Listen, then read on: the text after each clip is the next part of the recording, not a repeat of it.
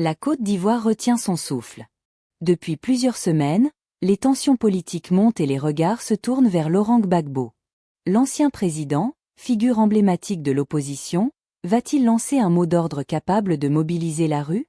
Entre frustration sociale, contestation du pouvoir en place et incertitude autour des prochaines échéances électorales, le climat devient explosif.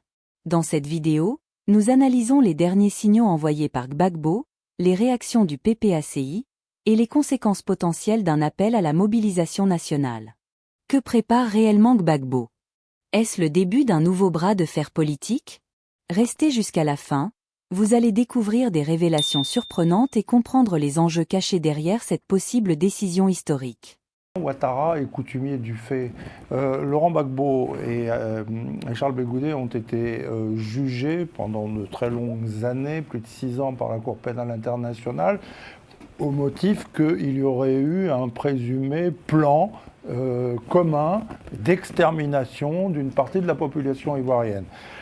La Cour a jugé, ils ont été totalement innocentés en première instance et en appel de cette accusation. Il n'y avait donc pas de plan commun. Et là, ça recommence. Voici que le Front commun aurait des présumées menées terroristes.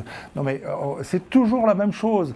Et le procureur va jusqu'à commettre des fautes de procédure pénale face caméra pour essayer, tenter d'accréditer un narratif. C'est toujours la même chose. Alors que ça ne tient pas debout, dans la mesure où, répétons-le, Laurent Gbagbo est un homme d'État légaliste, il l'a toujours été et il le sera toujours. En 2020, il était contre le CNT et pendant toute sa vie, il l'a montré. Et deuxièmement, le front commun de l'opposition PPACI plus PDCI est tellement majoritaire que ce point n'est besoin d'aller faire du terrorisme. La seule manière d'éviter que ce front commun prenne le pouvoir, c'est de l'empêcher de compétir à l'élection présidentielle, c'est donc de commettre une faute démocratique. Alors du coup, on se réfère à un narratif bidon qui n'existe pas et qui n'existera jamais. Non, il n'y a pas besoin de faire du terrorisme quand on peut s'appuyer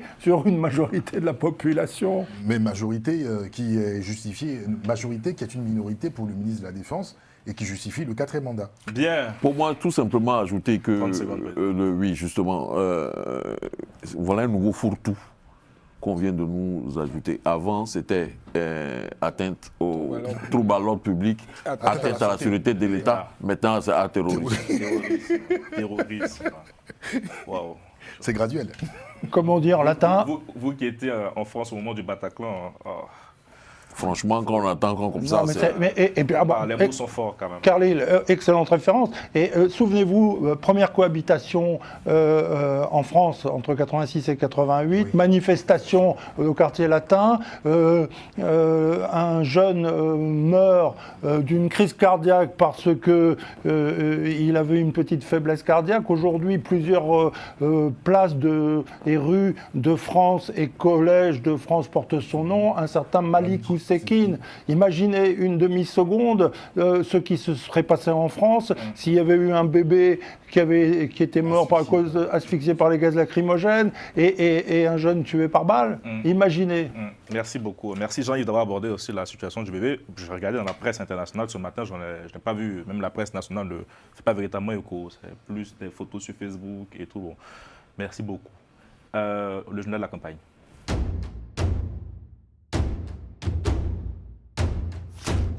Ça, c'est une séquence beaucoup appréciée par la Ligue du vote. Donc, je vais rester avec eux, notamment avec Maître Kakou. Mais nous aussi, on a le droit. Mais vous ne voulez pas voter. Oui, mais on a quand même, on a apprécié, on analyse. Ça ne vous intéresse pas la campagne? Jean-Luc Bion était à Dabou ce jeudi où il s'est fait le représentant, je cite, de la nouvelle génération. Il souhaite revaloriser les agents de santé, les enseignants, les fonctionnaires.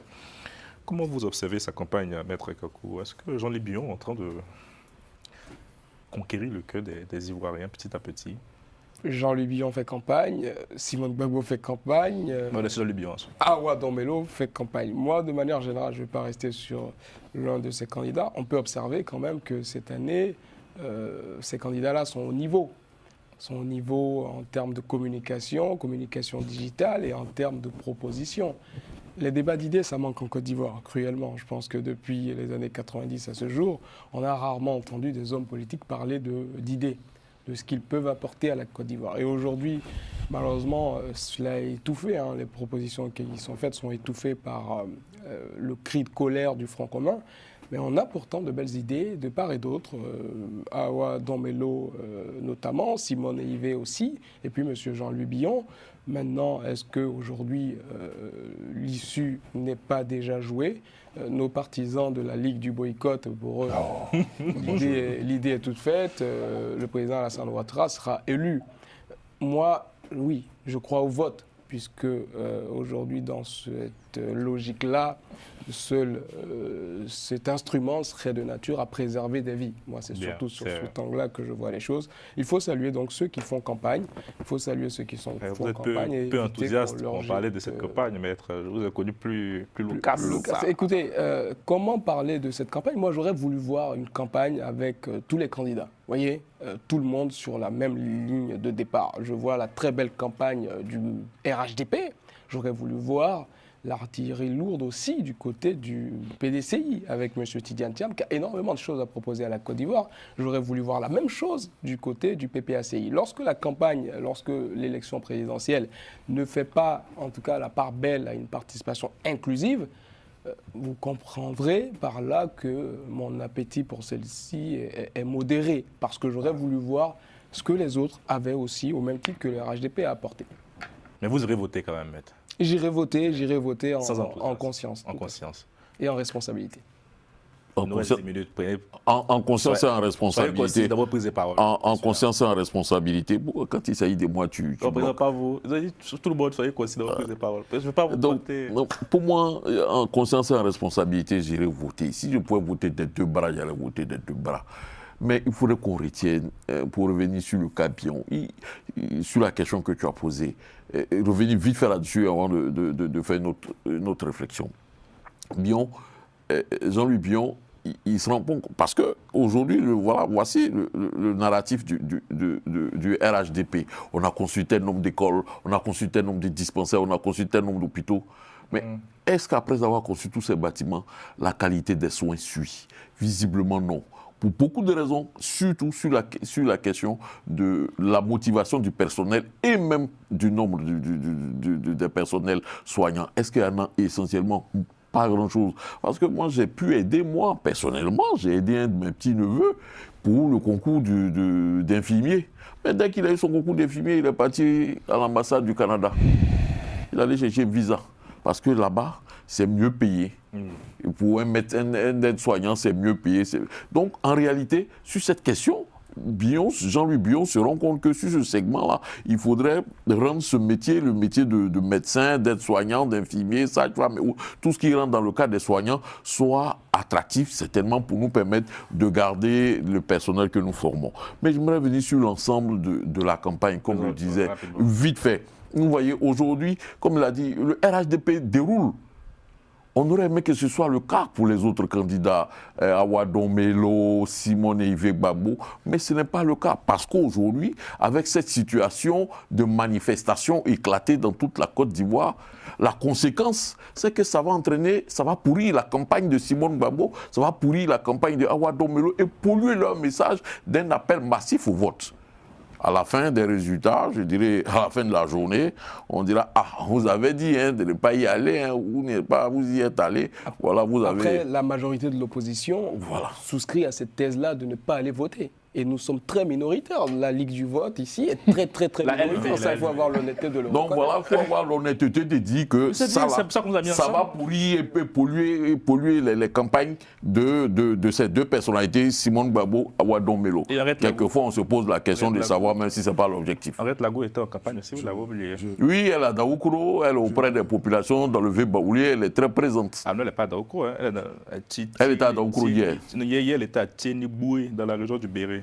Où elle prône le respect des idées de son projet politique, ça s'entend. Jean-Yves, et puis ça va tourner. Oui, en fait, j'aimerais revenir rapidement parce qu'il y a le procureur Braman, il avait dit en son temps que Makosso, le soi-disant passeur, là, on aurait des nouvelles de lui. et qu'il allait le poursuivre. Bah, ils allaient, en tout cas, il y aurait des poursuites, mais finalement, on a vu ce dernier-là a jamais en train de faire campagne. Je dis ça, je ne dis rien. Maintenant, pour revenir sur les campagnes, en fait, lorsqu'on regarde un peu, je dirais, comment est-ce que aujourd'hui le RHDP, franchement, ils ont sorti l'artillerie lourde. C'est-à-dire en termes d'investissement, ils ont vraiment sorti l'artillerie lourde. Mais moi, ce qui me gêne un peu, ce sont les propos, par exemple, tenus par certains, je dirais, certains cadres du RHDP, notamment le Premier ministre Patrick Kachi, qui, lorsqu'en face des populations, on entend dire, si vous ne votez pas le président Alassane Ouattara, il va gagner et vous n'aurez rien. Franchement, ça conforte le Front commun dans sa position. Ça fait qu'aujourd'hui, quand le Front commun dit on n'ira pas aux élections parce qu'on estime que les dés sont pipés, alors il justifie ça en fait. Et donc, à un moment donné, il faudrait que nos responsables politiques aussi soient responsables dans leur prise de parole, dans ce qui, en fonction de ce qu'ils donnent comme message. Je dis ça, mais on a aussi, bon, on ne va pas s'attarder sur le RHD, on va parler aussi des autres candidats. Lorsqu'on voit aujourd'hui le président, pas le président, mais lorsqu'on voit Awadon Melo, je pense que lui, il est dans une campagne de proximité parce qu'on n'a pas c'est-à-dire de grande mobilisation, mais je pense qu'il est plus au contact des populations parce qu'il sait, je pense qu'il a quand même identifié son électorat qui sont les bastions, les différents bastions du PPACI. Il sait comment leur parler. Je pense qu'il est plus dans une campagne de proximité. On a la candidate Simone Évêque Babo qui, elle, est avec Blé Goudé. Donc, je pense que Blé Goudé, il fait le travail de fond. Il